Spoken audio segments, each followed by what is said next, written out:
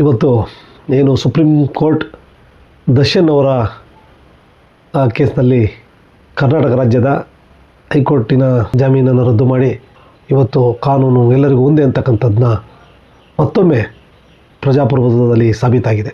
ಯಾವುದೇ ಸರ್ಕಾರ ಇರಲಿ, ಯಾರೇ ಇರಲಿ, ಇವತ್ತು ಆ ಕುಟುಂಬದ ಪರವಾಗಿ ನಿಂತಂಥ ಸಿದ್ದರಾಮಯ್ಯ ಸರ್ಕಾರಕ್ಕೆ ಹಾಗೂ ಈ ಒಂದು ಕಾನೂನು ಪ್ರಕ್ರಿಯೆಯಲ್ಲಿ ಯಾವುದೇ ಒತ್ತಡಗಳು, ಅಂಶಗಳು ಯಾವುದಕ್ಕೂ ಬಲಿಯಾಗದ ರೀತಿಯಲ್ಲಿ ಕರ್ನಾಟಕ ಪೊಲೀಸ್ ಅಂದರೆ ಏನು ಅಂತಕ್ಕಂಥ ತೋರಿಸಿಕೊಟ್ಟಿರ್ತಕ್ಕಂಥ ನಮ್ಮ ಕರ್ನಾಟಕ ಪೊಲೀಸ್ನವರಿಗೆ ಒಂದು ಸಲಾಮ್.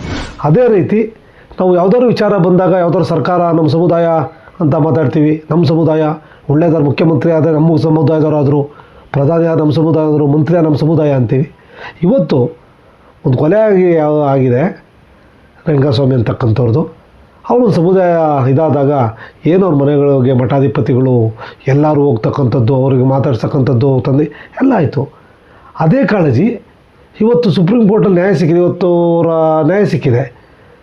ಅವರ ತಂದೆ ರೇಣುಕಾಸ್ವಾಮಿ ಅವ್ರ ತಂದೆ ಮಾತಾಡ್ತಾ ಹೇಳ್ತಾರೆ, ಎಲ್ಲೂ ಸಹ ದರ್ಶನ್ ಅವ್ರ ಬಗ್ಗೆ ಕೇವಲವಾಗಿ ಮಾತಾಡೋದಿಲ್ಲ, ದರ್ಶನ್ ಅವ್ರಿಗೆ ಶಿಕ್ಷೆ ಆಗಲಿ ಅನ್ನಲ್ಲ, ತಪ್ಪಿದ್ದವ್ರಿಗೆ ಶಿಕ್ಷೆ ಆಗಲಿ ಅಂತಾರೆ. ಅಂದರೆ ದರ್ಶನ್ ಅಂತಕ್ಕಂಥ ಏಕವಚನವನ್ನು ಬಳಸದೇ ಇರ್ತಕ್ಕಂಥ ಒಳ್ಳೆಯ ಒಂದು ಕುಟುಂಬ. ಅಂಥ ಕುಟುಂಬಕ್ಕೆ ನ್ಯಾಯ ಸಿಗಲಿ, ಯಾರು ತಪ್ಪಿತಸ್ಥಿದ್ದಾರೆ ಅವರಿಗೆ ಶಿಕ್ಷೆ ಆಗಲಿ ಅಂತಕ್ಕಂಥದ್ದೇ ನಮ್ಮ ಒತ್ತಾಯ. ಆದರೆ ಏನು ಆ ಟೈಮ್ನಲ್ಲಿ ಎಲ್ಲರೂ ಸಹ ರೇಣುಕಾಸ್ವಾಮಿ ಅವರ ಸರ್ಕಾರಗಳ ಬಗ್ಗೆ ಮಾತಾಡಿದ್ರಲ್ಲ, ಇವತ್ತು ನಾವು ಪ್ರಾಮಾಣಿಕವಾಗಿ ಆ ಸರ್ಕಾರಕ್ಕೆ, ಪೊಲೀಸ್ ಇಲಾಖೆಗೆ ಅಭಿನಂದನೆ ಸಲ್ಲಿಸಬೇಕಾಗಿರೋದು ಕರ್ತವ್ಯ ಇದೆ. ನಮ್ಮ ಸಮಾಜ ಮತ್ತು ಅದಲ್ಲ, ಒಬ್ಬ ಸಮಾಜದ ಹುಡುಗ ಇವತ್ತು ಏನು ಕಗ್ಗೊಲೆ ಆಗಿದ್ದಾನೆ, ಆ ನಿಟ್ಟಿನಲ್ಲಿ ಇವತ್ತು ಸರ್ಕಾರ ಪ್ರಾಮಾಣಿಕವಾಗಿ ನಿಂತಿದ್ದಾಗ ಅವರಿಗೆ ಅಭಿನಂದನೆ ಸಲ್ಲಿಸಬೇಕಾಗಿರುತ್ತೆ. ಅಕಸ್ಮಾತ್ ಏನಾದ್ರೂ ಇಲ್ಲ ನಾವು ತೊಂದರೆ ಆದಾಗ ನಮ್ಮ ಸಮಾಜ ವಿರೋಧಿ ಅಂತೇಳಿ ಮಾಡೋ ಬದಲು ಯಾವುದೇ ಸರ್ಕಾರ ಆಗಿರ್ಬೋದು, ಯಾರೇ ಆಗಿರ್ಬೋದು, ಯಾರ್ಯಾರು ಮುಖಂಡರುಗಳು ಇದ್ದೀರಿಲ್ಲ, ಜಾತಿಲಿ ವಿಷ ಬೀಜ ಬಿತ್ತಿ ಜಾತಿನ ಎತ್ಕಡ್ತಕ್ಕಂಥ ನಾಯಕರುಗಳು, ಇವತ್ತು ನಾನೇನು ಯಾವ ಪಕ್ಷನೂ ಅಲ್ಲ, ಪದೇ ಹೇಳ್ತೀನಿ, ನಾನು ಕಾಂಗ್ರೆಸ್ಸೂ ಅಲ್ಲ, BJPನೂ ಅಲ್ಲ, ದಳನೂ ಯಾವುದೇ ರಾಜಕೀಯ ಪಕ್ಷ ಅಲ್ಲ. ಮಾನವೀಯತೆ, ಮನುಷ್ಯತ್ವ, ಯಾರ ಜಾಗದಲ್ಲಿ ಏನು ಮಾಡೋ ಅವ್ರನ್ನ ಅಭಿನಂದಿಸ್ತಕ್ಕಂಥದ್ದು, ಅವ್ರು ಹೊಗಳ್ತಕ್ಕಂಥದ್ದು, ಕೆಲಸ ಮಾಡಿರೋರಿಗೆ ಇದು ಮಾಡ್ತಕ್ಕಂಥದ್ದು ನಮ್ಮ ಕರ್ತವ್ಯ.